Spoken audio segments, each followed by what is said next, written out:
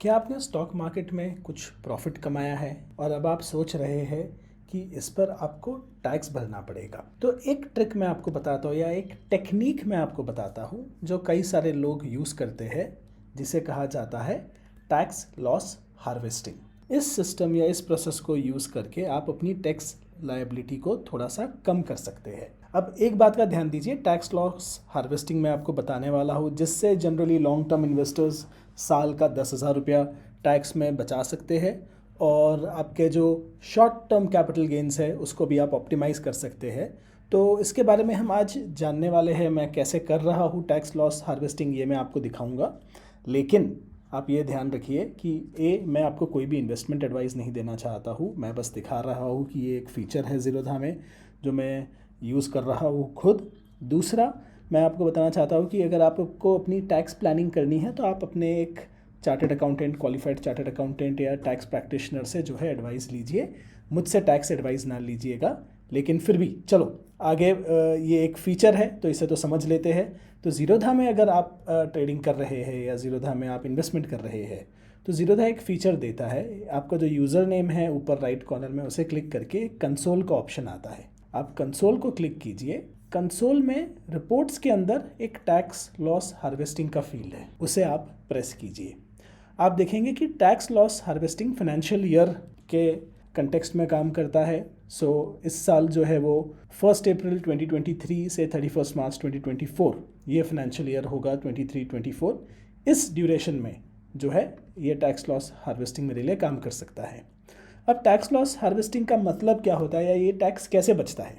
तो पहला मैं आपको बताता हूँ कि लॉन्ग टर्म इक्विटी में, अगर आप इक्विटी शेयर्स में इन्वेस्ट कर रहे हैं तो 1,00,000 रुपये जो होता है 1,00,000 रुपीज़ तक का capital gain, long term capital gain tax से एग्जम्प्ट होता है इंडिया में। मतलब आपने एक फाइनेंशियल ईयर के अंदर कोई स्टॉक जो आपने एक साल से ज़्यादा होल्ड किया है उसे बेचा और अप टू 1,00,000 का प्रॉफिट कमाया। समझो आपने 10 स्टॉक्स में पैसे डाले थे, कुछ ऊपर गए कुछ नीचे गए। जो ऊपर गए उन्हें आपने एक साल से ज़्यादा होल्ड किया था और उसे बेचने के बाद आपको टोटल अप टू 1,00,000 तक का अगर प्रॉफिट हुआ तो उस पर आपको लॉन्ग टर्म कैपिटल गेन नहीं लगता है। अब अगर आपने इस फाइनेंशियल ईयर में कोई स्टॉक्स अगर बेचे ही नहीं है या आपने कोई long term capital gain book किया ही नहीं है, उसका मतलब ये नहीं है कि अगले साल अगर आप बेचेंगे तो आपको जो है 2,00,000 का लिमिट मिलेगा। ये लिमिट 1,00,000 का इसी साल के लिए है। तो काफ़ी लोग टैक्स लॉस हार्वेस्टिंग इस तरह करते हैं कि वो जो है long term capital gain realise कर लेते हैं बाय सेलिंग स्टॉक्स और फिर उसी स्टॉक को वापस खरीद लेते हैं नए प्राइस में।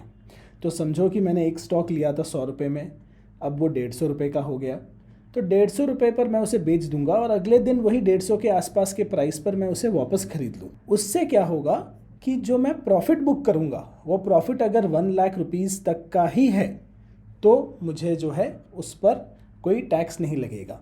तो वो पैसे एक तरह से मैंने वापस इन्वेस्ट कर दिए, लेकिन अब मेरा जो प्रॉफिट है वो 150 रुपये के आगे से काउंट होना शुरू होगा। 100 से 150 का जो फासला था मैंने एक तरह से टैक्स बचाकर कवर कर लिया। तो यहाँ पर ज़ीरोधा मुझे क्या दिखा रहा है कि जो लॉन्ग टर्म टैक्स होता है 10% जिसकी मैं बात कर रहा हूँ, उसमें मेरे पास इस वक्त ज़ीरो अपॉर्चुनिटी है क्योंकि मैंने 1,00,000 रुपये का ऑलरेडी इस साल में जो है प्रॉफिट बुक कर लिया है। तो आप अगर यहाँ आएंगे तो आप देखेंगे realised long term capital gain में मैंने 64,000 रुपीज़ यहाँ पर बना लिया है। तो यहाँ पर 64,000 rupees long term capital gain में मेरा बन चुका है और म्यूचुअल फंड्स में similarly realised long term capital gain 43.9 के हो चुका है। तो टोटल मेरा लॉन्ग टर्म कैपिटल गेन सिर्फ ज़ीरोधा के अंदर 1,00,000 के ऊपर जा चुका है। मतलब शायद थोड़ा लॉन्ग टर्म टैक्स मुझे लगने वाला है, लेकिन अच्छी बात यह है कि मैंने 1,00,000 का अपना जो फ्री का लिमिट है उसे कैपिटल गेन्स टैक्स बुक करके सिक्योर कर लिया है एक तरीके से। अगर आपको इसी तरह लॉन्ग टर्म कैपिटल गेन जो है उसका टैक्स हार्वेस्टिंग करना है तो आप कोई एक ऐसा स्टॉक पकड़िए जिसमें आपका काफ़ी प्रॉफिट है। जैसे इस स्टॉक में मेरा काफ़ी प्रॉफिट है, जब भी मैं बेचूंगा इस प्रॉफिट पे मेरा 10% टैक्स लगेगा अगर ये लॉन्ग टर्म में मैंने बेचा तो अगर आपका ऑलरेडी कोई भी लॉन्ग टर्म कैपिटल गेन इस साल किसी भी ब्रोकरेज के थ्रू किसी भी इक्विटी इन्वेस्टमेंट में बुक नहीं हुआ है तो आप इस प्रॉफिट को बुक कर सकते हैं 1,00,000 रुपीज़ तक बाय सेलिंग दिस इंस्ट्रूमेंट, और इस इंस्ट्रूमेंट को फिर वापस आप अगले दिन खरीद लीजिए। तो उससे जो है ये आपका पोजीशन जो है लॉन्ग टर्म पोजीशन मेंटेन रहेगा, लेकिन आपको प्रॉफिट का बेनिफिट मिल जाएगा। लेकिन आपको टैक्स बेनिफिट का जो है फ़ायदा हो जाएगा। ये फ़ायदा कितना होता है? 1 लाख रुपए पे 10% टैक्स आपका बच रहा है, वो होता है 10%। दूसरा जो तरीका होता है उसमें जो है कि कोई लिमिट नहीं है आप कितना बचा सकते हो, ऐसा मेरा मानना है।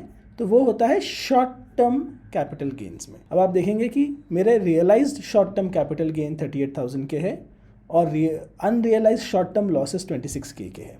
तो अगर मैंने इन स्टॉक्स को बेच दिया 26,000 रुपीज़ वाले ये जो लॉसेस है, तो मेरे शॉर्ट टर्म कैपिटल गेन जो है वो 26,000 रुपये से कम हो जाएगा। इसलिए वो यहाँ पर मुझे ये अमाउंट दिखा रहा है कि मुझे वैसे तो ये 38,000 पर अब टैक्स भरना है साल के एंड में, लेकिन अगर ये जो लॉसेस है इन्हें मैं अभी इसी साल में बुक कर लेता हूँ, ये जो लॉस में चल रहे हैं जिन्हें मैंने नहीं बेचा है इसलिए उन्हें अनरियलाइज्ड कहा जा रहा है, क्योंकि इन्हें बेचा नहीं है। जो बेच दिया है उसे रियलाइज्ड कहा जाता है। तो इसे अगर मैं अभी बेच के लॉस बुक कर लेता हूँ तो मेरा जो टैक्स लायबिलिटी इस 38,000 में है वो 26,000 से कम हो जाएगा। और फिर टैक्स लॉस हार्वेस्टिंग में लोग क्या करते हैं, ये लॉस बुक करके वापस इसी पोजीशन को खरीद लेते हैं, क्योंकि उन्हें इस स्टॉक में इन्वेस्टेड रहना है। तो ये एक तरीका होता है शॉर्ट टर्म कैपिटल गेन्स में टैक्स लॉस हार्वेस्टिंग करने का। अब टैक्स लॉस हार्वेस्टिंग के जो रूल्स है उसमें यूएस में रूल्स अलग है, इंडिया में रूल्स अलग है। मैंने अभी तक किसी को इसमें कोई प्रॉब्लम